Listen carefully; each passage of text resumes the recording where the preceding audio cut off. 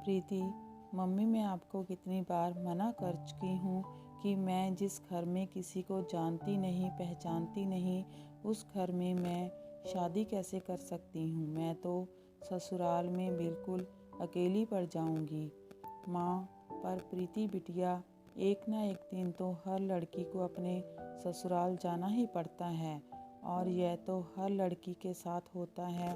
ससुराल में जाकर एक दूसरे को पहचानना, सबको दिलों में जगह बनाना, सबसे प्यार बांटना, यही तो रीत है। कोमल, प्रीति की बड़ी बहन, मम्मी अगर इसे ऐसी जगह शादी नहीं करनी जहाँ इसे कोई नहीं जानता हो तो ऐसी जगह तो कर सकती है ना जहाँ ये किसी को जानती हो, कोई इसका साथी हो। प्रीति, अरे कोमल दीदी, अच्छा हुआ आप आ गए। मम्मी को देखो ना, कब से शादी कर ले बोल रही हैं। जब मैंने बोल दिया कि मुझे अभी शादी नहीं करनी तो क्यों बार बार मम्मी जिद कर रही हैं। कोमल, ठीक ही तो कह रही हैं मम्मी, एक ना एक दिन तो शादी करनी है तो क्यों ना समय रहते खुशी का काम ठीक हो जाए। वैसे अगर तुम कहो तो मैं तुम्हें एक सलाह दे सकती हूँ। मेरा इकलौता देवर मोहित अभी नई नई नौकरी पर लगा है और माँ बाबूजी उसके लिए लड़की देख रहे हैं। पर मोहित को अभी कोई लड़की पसंद नहीं आ रही है। अगर आपकी रजामंदी हो तो मैं प्रीति के लिए अपने देवर से बात करूं मम्मी। माँ, ये तो बहुत अच्छा रहेगा कोमल बिटिया। अगर तेरे ससुराल वाले इस बात के लिए मान जाते हैं तो तेरे पापा और मुझे तो कोई एतराज़ नहीं। कोमल, और प्रीति तू बता। प्रीति, मुझे क्या पता दीदी, आपको जो ठीक लगे वैसे करो। अच्छा, मैं अभी आती हूँ। प्रीति शर्माकर अपने कमरे में चली जाती है। प्रीति और कोमल दोनों सगी बहन थी। कोमल की शादी शहर के एक बड़े ऊंचे घराने में हुई थी। कोमल प्रीति की शादी की बात अपने देवर से करती है। सब लोग इस रिश्ते के लिए मान जाते हैं क्योंकि प्रीति के स्वभाव को सब जानते थे। सबकी रजामंदी से खुशी खुशी रिश्ता तय हो जाता है और प्रीति और मोहित की शादी हो जाती है। प्रीति नई नवेली दुल्हन बनी, नए नए सपने संजोए अपने ससुराल आती है। सब कुछ बहुत अच्छे से चल रहा था। दोनों बहनें मिलकर खुशी खुशी घर का काम निपटाती। घर का माहौल बहुत ही शांतिपूर्ण था। पर कहते हैं ना, जहाँ चार बर्तन होते हैं वो कभी न कभी बज ही जाते हैं। कोमल की सास प्रीति के स्वभाव से बहुत खुश थी। एक दिन सास का एकादशी का व्रत था। कोमल थोड़ी देर से सोकर उठी, इसलिए प्रीति ने सास के लिए फलाहार की कई सारी चीज़ें बना डाली। यह देखकर सास बहुत खुश हुई। सास, प्रीति बहू, मैं तो धन्य हो गई जो तुम जैसी बहू ऊपर वाले ने मुझे दी। मेरी दोनों बहुएं लाखों में एक है। वैसे तुमने तो फलाहार कितनी सारी चीज़ें बना डाली, मेरा तो पेट अच्छे से भर गया। प्रीति माँ जी, आपको फलाहार पसंद आया, ये मेरे लिए बहुत खुशी की बात है।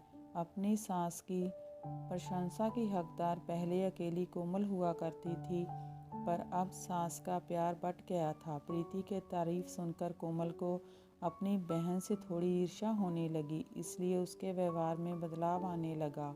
प्रीति, कोमल दीदी देखना, मैं कड़ी बना रही हूँ, पकौड़ों के लिए इतना बेसन काफ़ी रहेगा ना। कोमल, देखो प्रीति, अब तुम मेरी छोटी बहन नहीं हो, तुम मेरी देवरानी हो, इसलिए घर की जिम्मेदारियाँ सीख जाओ। अब हर समय मैं तुम्हें थोड़े ही बताती रहूँगी कि क्या सही है और क्या गलत है। खुद भी तो बनाना सीखो, और वैसे भी मुझे बहुत सारे काम हैं। आज से पहले कोमल ने प्रीति से कभी ऐसे बात नहीं की थी, पर प्रीति इस बात पर ध्यान नहीं देती। अब तो कोमल अक्सर प्रीति को नीचा दिखाने की भी कोई कसर नहीं छोड़ती थी। एक दिन प्रीति ने गलती से दाल में देसी घी के तड़के की जगह तेल का तड़का लगा दिया, जिस पर कोमल उसे टोकने लगी। कोमल, प्रीति तुम्हें पता है ना कि मांझी को देसी घी के तड़के वाली दाल पसंद है, फिर तुमने तेल का तड़का क्यों लगा दिया? प्रीति दीदी, वो देसी घी मुझे मिल नहीं रहा था, मैंने पूरी रसोई में देखा इसलिए मैंने तेल का तड़का लगा दिया। कोमल, 6 महीने तुम्हारी शादी को हो गए हैं, कब तक मैं ही रसोई में सामान की देखभाल करती रहूँगी? तुम्हें भी तो देखना चाहिए, देसी घी हमेशा भंडार घर में होता है, एक बार वहाँ जाकर देख लेती, कम से कम ये गलती तो नहीं होती। एक बात कान खोल कर सुन लो, यहाँ तुम मेरी बहन नहीं देवरानी हो। कभी यह सोचो कि दीदी दीदी करके तुम मेरी मदद लेकर घर में सबकी तरफदारी बटोरती रहोगी और मैं चुपचाप देखती रहूँगी। सास, कोई बात नहीं कोमल बहू, इस पर इतना गुस्सा होने वाली क्या बात है? कभी कभी देसी घी ना हो तो तेल के तड़के वाली दाल खाने में कोई परेशानी नहीं है, और वैसे भी तेल के तड़के में भी दाल बड़ी स्वादिष्ट लग रही है। मुझे प्रीति ने ऊपर से सफ़ेद मक्खन डालकर दिया था, और मखनी दाल तो मक्खन डालकर वैसे भी बहुत स्वादिष्ट हो जाती है। प्रीति की तरफदारी करती हुई अपनी सास को देखकर कोमल गुस्से से भर जाती है और पैर पटकती हुई अपने कमरे में चली जाती है। कोमल ने प्रीति से बात करना भी बंद कर दिया था, इस वजह से प्रीति का मन बहुत परेशान रहता था। कोमल की आंखों पर तो जलन की पट्टी बंधी हुई थी। सास, क्या हुआ कोमल, तबीयत तो ठीक है? आज सुबह से ही सो रही हो? अरे तुम्हें तो बहुत तेज़ बुखार है। कोमल, मांझी मेरा सिर दर्द से फट रहा है, बड़ी घबराहट भी हो रही है। सास, प्रीति बहू जल्दी आओ, देखो कोमल बहू बुखार से तप रही है और इसने किसी को कुछ नहीं बताया। सूरज भी शहर से बाहर गया हुआ है। प्रीति, कोमल दीदी, आपने मुझे बताया क्यों नहीं? घबराओ नहीं, मैं अभी मोहित को फ़ोन करती हूँ, वह ऑफिस नहीं पहुँचे होंगे, रास्ते में ही होंगे। प्रीति, हेलो मोहित, आप तुरंत घर आ जाओ, दीदी की तबीयत ठीक नहीं है, वो बुखार से तप रही हैं, मुझे तो बहुत घबराहट हो रही है। मोहित, प्रीति का पति, घबराओ नहीं प्रीति, मैं अभी आता हूँ, चिंता मत करो। प्रीति दीदी दीदी करके रोना शुरू कर देती है। इतनी देर में मोहित घर आ जाता है और वह लोग कोमल को लेकर अस्पताल पहुँचते हैं। कोमल का बुखार सिर पर चढ़ गया था। प्रीति अपने मम्मी पापा को भी फ़ोन कर देती हैं, वह लोग भी अस्पताल पहुँचते हैं। प्रीति रो रो कर डॉक्टर से अपनी दीदी को ठीक करने की बात कहती है। प्रीति रोते हुए, डॉक्टर साहब, मेरी दीदी ठीक तो हो जाएंगी ना? प्लीज़ आप उनका अच्छे से इलाज कीजिए, मेरी दीदी को ठीक कर दीजिए डॉक्टर। 1 हफ्ते बाद कोमल की तबीयत में सुधार आता है और उसे हॉस्पिटल से छुट्टी मिल जाती है।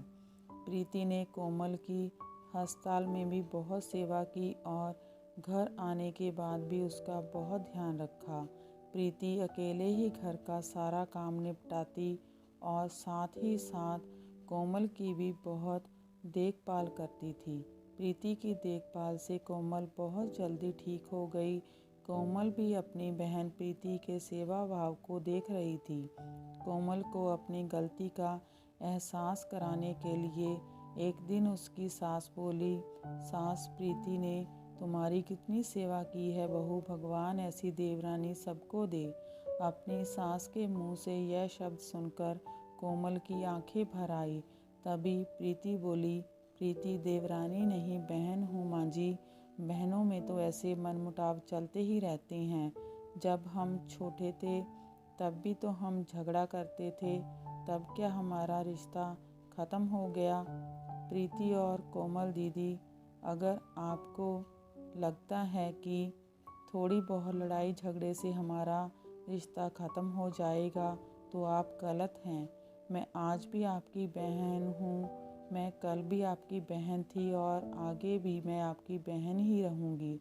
देवरानी, मुझे कभी मत समझना और ना कभी बोलना।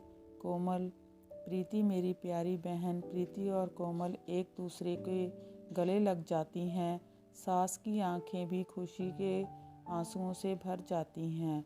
अब दो देवरानी जेठानी नहीं बल्कि दो बहनों का मिलन हुआ था।